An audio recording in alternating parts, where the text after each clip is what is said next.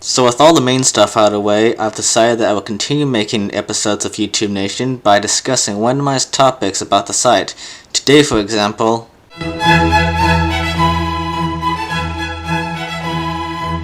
YouTube has a pretty large ecosystem. Many websites, especially social media sites like Twitter, have a large ecosystem too, but what makes YouTube unique is how exactly interconnected everyone on the platform is to one another.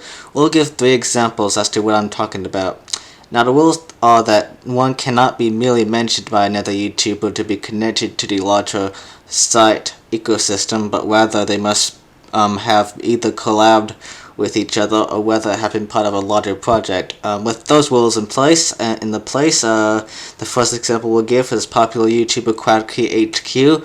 Now this is quick, so Quackity co-starred in a video that was posted by Ex.Cha.1, who is one of the editors of YouTuber PewDiePie. Now that was way too fast. Let's try another connection. So Quackity has posted episodes of his Discord's Got Talent series that featured YouTubers Pyrocynical, Dylan Dark, and MrBeast. Now obviously any of these YouTubers can be easily traced to PewDiePie, be it Dylan Dark's contribution to PewDiePie's fixed YouTube Rewind video, Pyrocynical having Dylan Dark in some of his videos, which results in Dylan Dark's contribution to PewDiePie's fixed YouTube Rewind videos, or MrBeast even being featured in PewDiePie's meme review videos. What we're saying here is that anyone can be traced to PewDiePie. Anyone that can be traced to PewDiePie is automatically connected to the wider ecosystem that surrounds the most subscribed YouTuber. Now for a YouTuber that's a little smaller but otherwise still recognizable, maybe, Adosis Bugley is a YouTuber who has just a little over 500,000 subscribers. Now a few years ago, Bugley made a satirical video that was a collaboration and featured fellow YouTuber I Hate Everything. I Hate Everything lended his voice to the forgettably bad Hunt Down the Freeman game, which also had the misfortune of having the voice of Pyrocynical.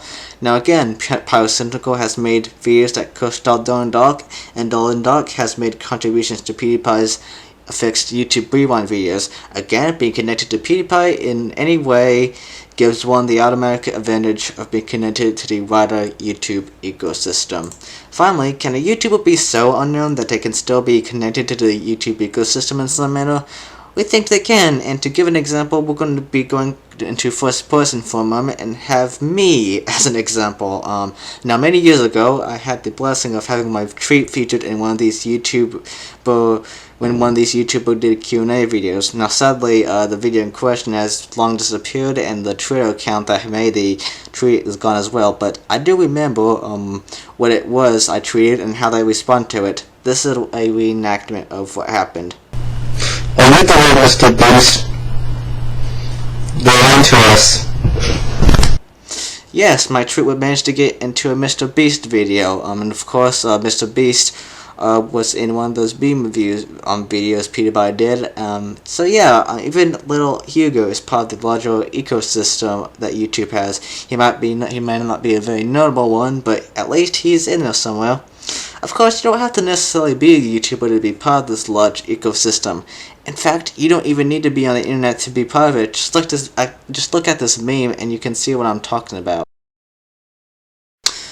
Alright, so we've done discussing the ecosystem of YouTube. Today we proved that anyone can be connected to the wide YouTube ecosystem in some way, whether just being, having your tweet featured or just even collabed with someone distantly connected to the ecosystem.